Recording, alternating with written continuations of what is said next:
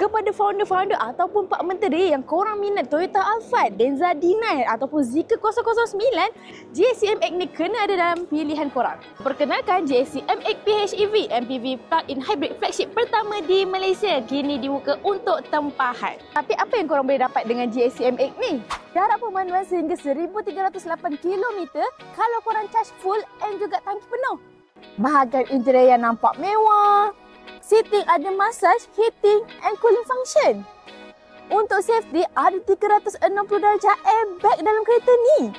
Seat belakang dia pun luas. Tengok ni, sampai boleh sandar ke belakang lagi. Memang selesa. Harga dijangka bermula RM333,000. Kalau korang tempat awal, korang akan dapat 2 tahun penyelenggaraan percuma dan juga kabel pengecas bernilai RM3,800.